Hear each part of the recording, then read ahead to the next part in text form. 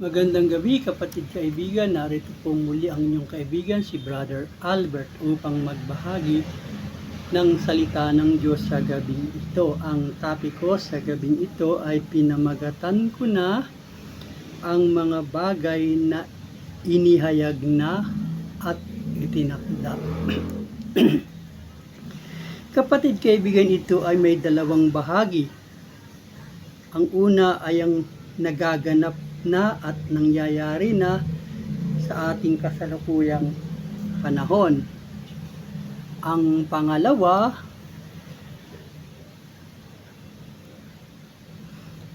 mga bagay na magaganap sa mga panahong itinakda ayon sa sinasabi ng banal na kasulatan.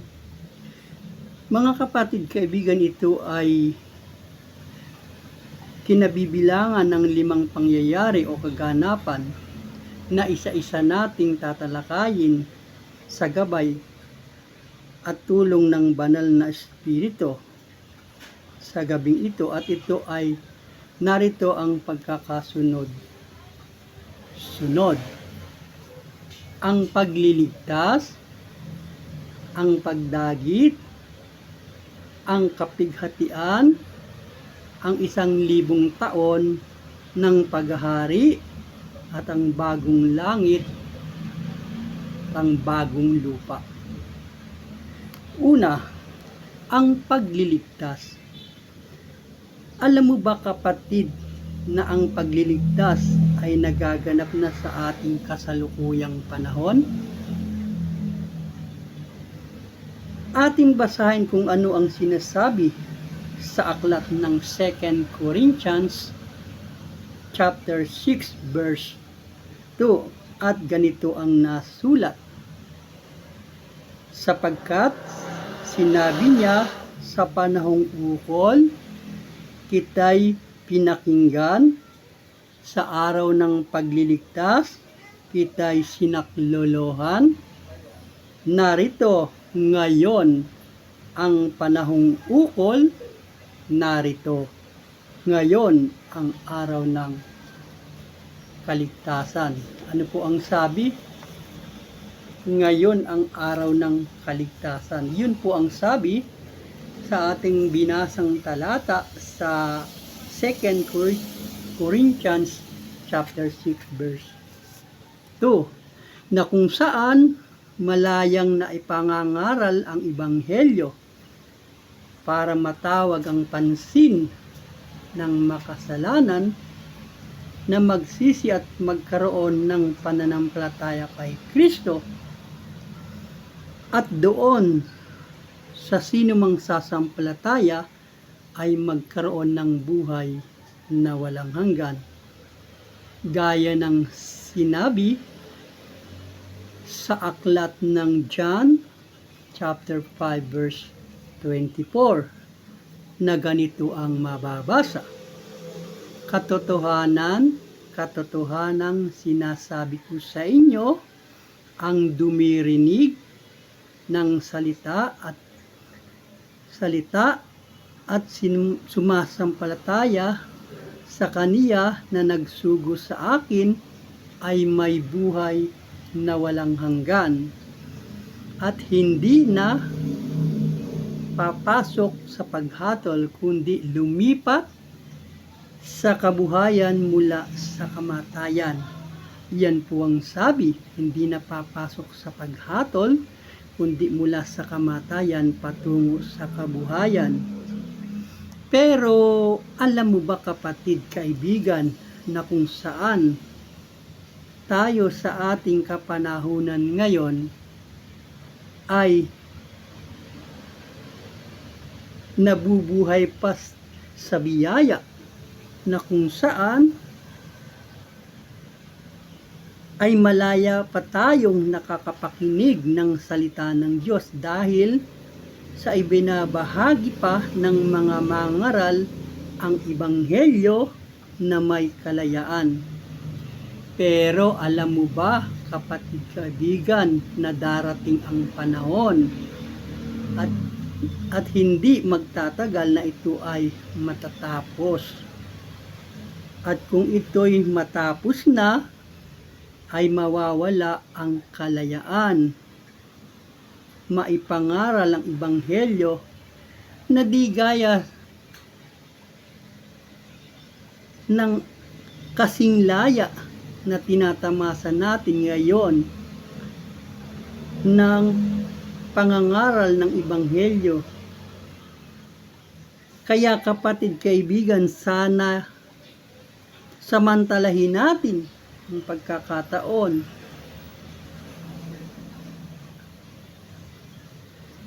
Samantalahin natin na malaya pa tayong makapakinig ng salita ng Diyos. Kapatid kaibigan, ngayon ang panahon ng kaligtasan. Kagaya po ng binasa natin kanina, ngayon ang araw ng pagligtas. Ngayong ukol, sinaklolohan kita. Ang sabi po sa Roma chapter 10 verse 13, whosoever shall call upon the name of the Lord shall be saved. Kung sino man daw pong tumatawag sa pangalan ng Panginoon ay maliligtas. Ang sabi pa po sa aklat ng John chapter 3 verse 36, he that believe but on the Son have everlasting life. Sino man daw pong naniniwala sa anak ay mayroong buhay na walang hanggan. Kapatid kaibigan, gusto mo bang maligtas at magkaroon ng buhay na walang hanggan?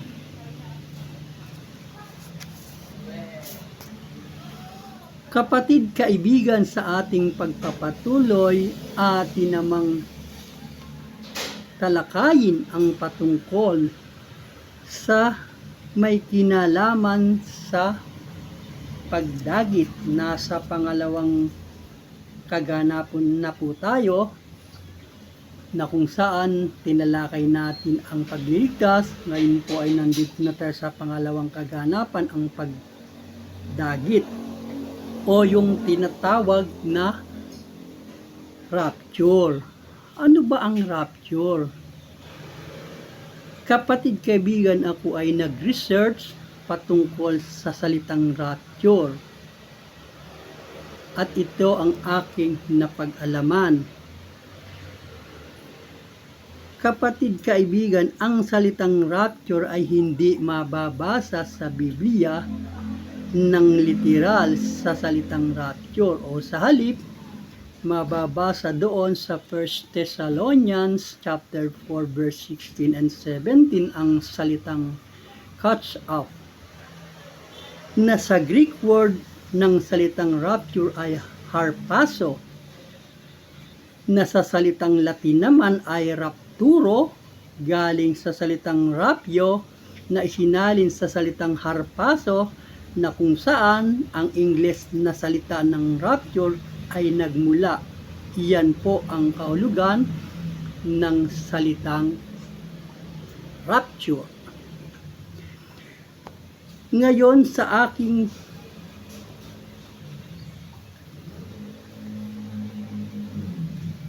yan pong ayon sa aking pagkakaalam.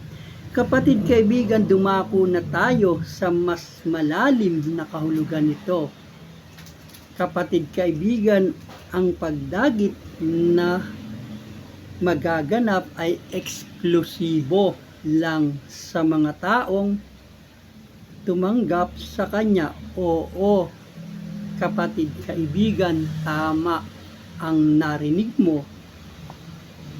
Yun lamang may personal na kaugnayan kay Kristo ang siyang masasama sa pagdagit.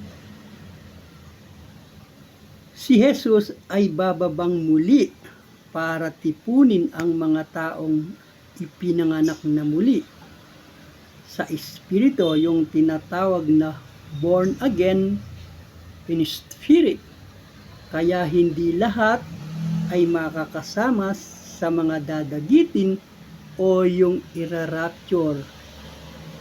Para po mas klaro ating tunghayan kung ano ang sinasabi sa 1 Thessalonians chapter 4 verse 16 and 17 na ganito ang nasulat. Sapagkat ang Panginoon din ang bababa mula sa langit na may isang sigaw, may tinig ng arkanghel at may trumpeta ng Diyos, at ang nangamatay kay Kristo ay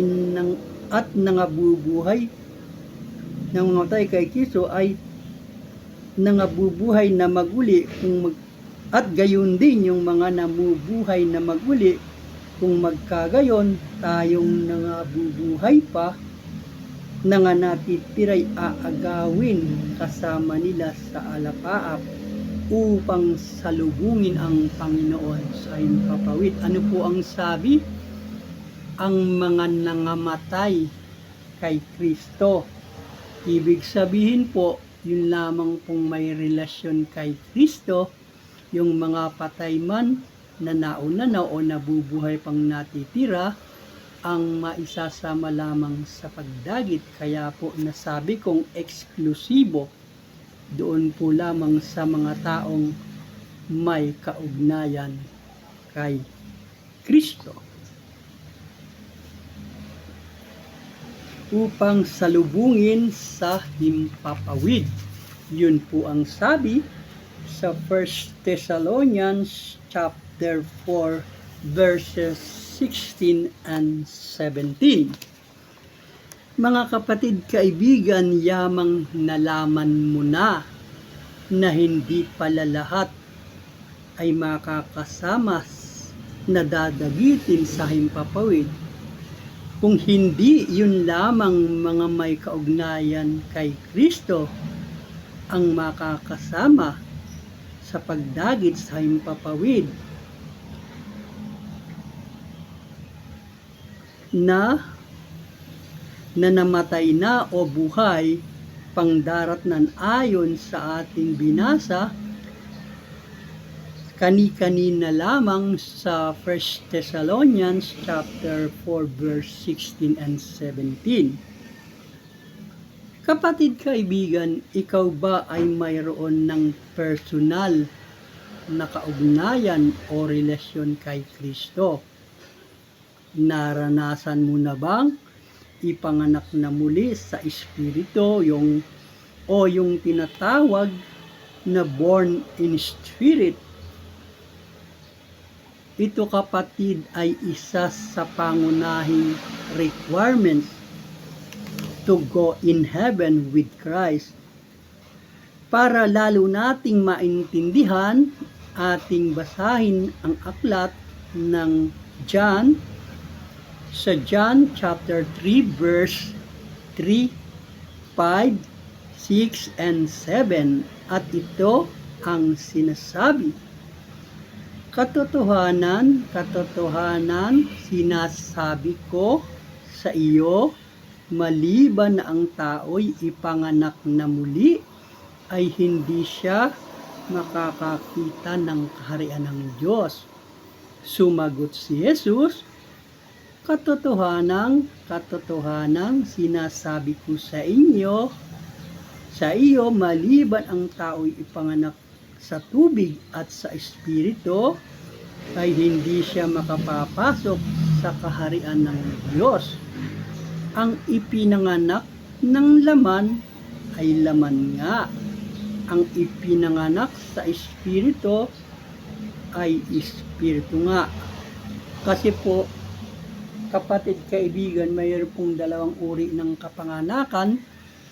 Ito po yung tinatawag na pisikal na kapanganakan, na kung saan ang ating mga magulang ay nagmahalan at tayo po ang naging bunga. Yan po yung tinatawag na ang pinanganak sa laman ay laman nga.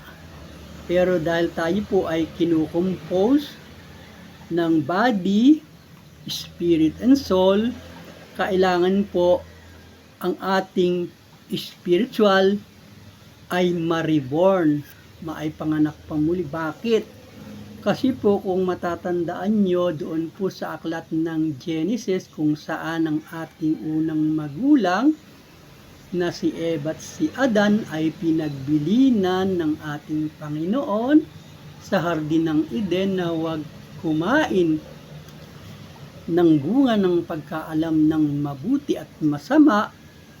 Sa maikling istorya po, sila ay sumuway at hindi po sinunod ang habilin ng Panginoon, at dahil po dito mula noon ang tao po ay nahulog sa kasalanan, at bunga noon namatay po ang spiritual na koneksyon ng tao sa Diyos dahil po sa pagkahulog ng ating unang magulang na si Eva at si Adan, kung bakit po nawala ang koneksyon ng tao sa Diyos sa kanyang spiritual na kaugnayan. Para po ito ay mabalik at ma-reconnect, kailangan pong siyang ipanganak na muli sa espiritu, na siya po ay muling maiugnay sa Panginoon na siyang nagbibigay ng panibagong buhay, upang ang espiritu ng Diyos ay sumakanyang muli na minsang naputol ang kaugnayan dahil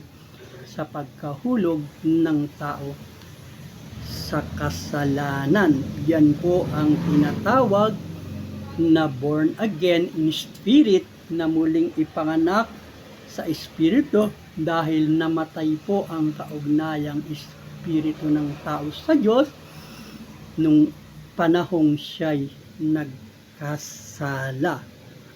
Kaya yun po ang sinabi doon po sa ating binabasa sa John 3, chapter 3, verse 3, 5, 6, and 7, na nabanggit ko po ito ay isa sa requirement na ang pagiging born again ay hindi, na ito po ay isang requirement na ang sinabi pong ang ipinanganak sa laman ay laman nga, ang pinanganak sa espiritu ay espiritu nga. Ano po ang sabi? Huwag kang magtaka. Ayon ang sabi po niya kay Nicodemos, ang kausap po rito ng ating Panginoon ay si Nicodemos. Ang sabi po sa kanya, huwag kang magtaka sa aking sinabi sa iyo. Ano po ang sabi? Kailangan. Requirement po ba o hindi? Ano po ang sabi? Kailangan ngang kayo'y ipanganak na muli. Hindi po ba ang sabi ko isa sa requirement? Ang sabi po ng Panginoon kay Nicodemos samantalang kausap niya ito, huwag ka ikaanyang magtaka, kailangan ngang kayo'y ipanganak na muli. So, ibig sabihin, kahilingan po ito, requirements po nating mga tao na maipanganak sa espiritu. Kapatid kaibigan, ang pagiging born again ay hindi ang pagsapi sa isang organisasyon na may kinalaman sa religion. Ito ay isang pangyayari sa buhay ng isang tao na muling maiugnay ang relasyon sa Diyos na minsang naputol dahil sa pagkahulog sa kasalanan. Kapatid kaibigan, bago ako magtapos sa pagtalakay sa gabing ito, nais ko lang mag-iwan ng tatlong katanungan. Gusto mo bang maranasan ang pagliligtas ng ating Panginoong Hesukristo na nangyayari sa kasalukuyang panahon ngayon? Kung ganon, tumawag ka sa Kanya, sa ating Diyos, sapagkat sinabi sa Roma chapter 10 verse 13, Whosoever shall call upon the name of the Lord shall be saved. Ang linaw-linaw po kapatid kaibigan, sino man daw pong tumatawag sa pangalan ng Panginoon ay maliligtas. Pangalawang tanong, gusto mo bang magkaroon ng buhay na walang hanggan?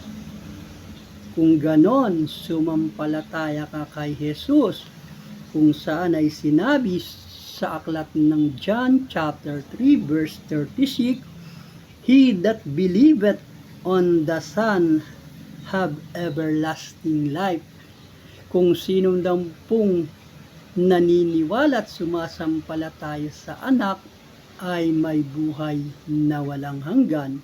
Kaya kapatid, kung gusto mong magkaroon ng kaligtasan at ng buhay na walang hanggan, gawin mo ang sinasabi sa John chapter 3 verse 36 na sumampalataya ka sa anak para magkaroon ka ng buhay na walang hanggan. Yun po yung pangalawang tanong. Sa pangatlong tanong, gusto mo bang makasama sa pagsalubong sa Panginoon sa himpapawid na kahit ikaw ay namatay na o abutan kang buhay pa? Kung ganon, kailangan mong magkaroon ng kaugnayan kay Kristo ng personal upang kung dumating ang pagdagit sa himpapawid, ikaw man ay patay na o nabubuhay pa, ay makasama ka sa ira-rapture, sapagkat ang sabi sa 1 Thessalonians chapter 4 verse 16 and 17, ang lahat lang ng nanampalataya at nabubuhay kay Kristo ang siyang dadagitin. Yung lamang pong nabubuhay, namatay at nabubuhay kay Kristo ang siyang kasama sa daragitin sa himpapawid ng Panginoon sa panahong itinakda. Tandaan mo kapatid, kaibigan, not your religion, not your good deeds, no tradition where you belong will save you. Only faith in Christ and His finished work on the cross is all you need. Yun lamang kapatid ang kailangan mo para magkaroon ng buhay na walang hanggan. Kapatid, yan yung unang sa dalawang bahagi na ating tinalakay sa gabing ito, yung tungkol sa pagliligtas, yung pangalawa, yung tungkol sa rapture. At yung tatlo pang natitira ay sa susunod na linggo na lang natin tatalakayin.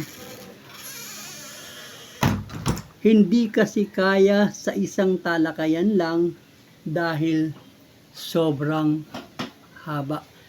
Salamat kapatid, kaibigan, sa gabing ito, sa iyong pagsama sa akin sa pagtalakay sa gabing ito ng paksang ang mga bagay na inihayag na at itinakda, na kung saan natalakay na natin ang dalawa sa kaganapan, yung pong tungkol sa pagliligtas sa ating kapanahunan at yung tungkol sa rapture. At yun nga pong susunod na tatlo na naiwan ay atin naman pong tatalakayin sa susunod na mga linggo, na ang naiwan po ay ang tribulation, ang 1,000 taon ng paghahari, ang bagong langit, bagong lupa, na iyan po sa kalooban ng Panginoon ay susunod nating tatalakayin sa mga susunod na linggo. Salamat kapatid sa pagsama sa akin sa gabi ito, sa oras na ito, sa aking pagtalakay sa kalooban ng Panginoon. Sa mga susunod na linggo'y mag-a-upload muli ako ng panibagong topic. Pagpalain, ingatan, proteksyonan tayo ng Panginoon sa gabi ito sa ating pansamantalang pagtulog at pamamahinga upang bigyang daan kapahingahan ang mga pagod na lupang katawan sa paggawa. Amen.